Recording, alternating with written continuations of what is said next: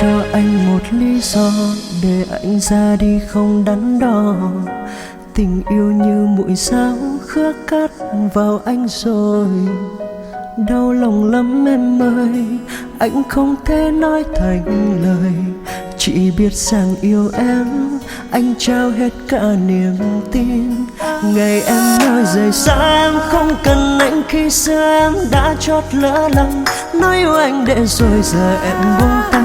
Theo người ta anh có hay, hạ qua rồi thu kia sang lá rơi mưa rơi, mình anh nhớ em thôi. Ngày thêm nhớ ngày dài người ơi, người ơi.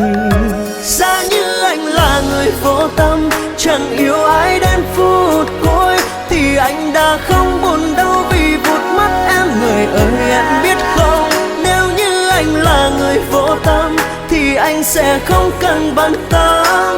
Em cứ bước, em cứ đi, em cứ đến bên người ta. Nếu đã xem anh là một trò chơi thì ta chẳng còn gì để nói.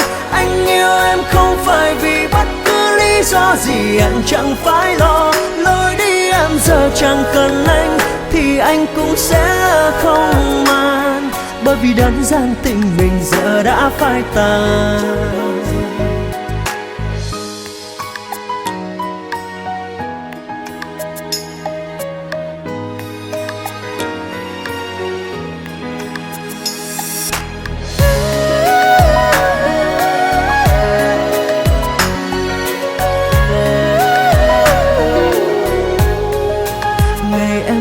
Rời xa em không cần anh, khi xưa em đã chót lỡ lòng. Nói yêu anh để rồi giờ em buông tay. Theo người ta anh có hay, hạ qua rồi thu kia sang lá rơi mưa rơi, mình anh nhớ em thôi.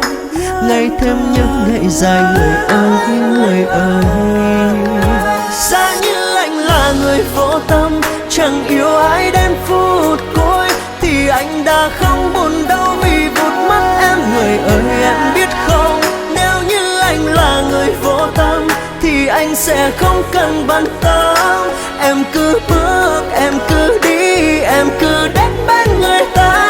Nếu đã xem anh là một trò chơi thì ta chẳng còn gì để nói. Anh yêu em không phải vì bất cứ lý do gì, em chẳng phải lo. Lối đi em giờ chẳng cần anh thì anh cũng sẽ không màng, bởi vì đơn giản tình mình giờ đã phai tàn. Giá như anh là người vô tâm, chẳng yêu ai đến phút cuối, thì anh đã không bao giờ buồn đâu vì em. Người ơi, nếu như anh là người vô tâm thì anh sẽ không cần bận tâm. Em cứ bước, em cứ đi, em cứ đến bên người ta. Nếu đã xem anh là một trò chơi thì ta chẳng còn gì để nói. Anh yêu em không phải vì bất cứ lý do gì, em chẳng phải lo. Lối đi em giờ chẳng cần anh thì anh cũng sẽ không màng, bởi vì đơn giản tình mình giờ đã phai tàn.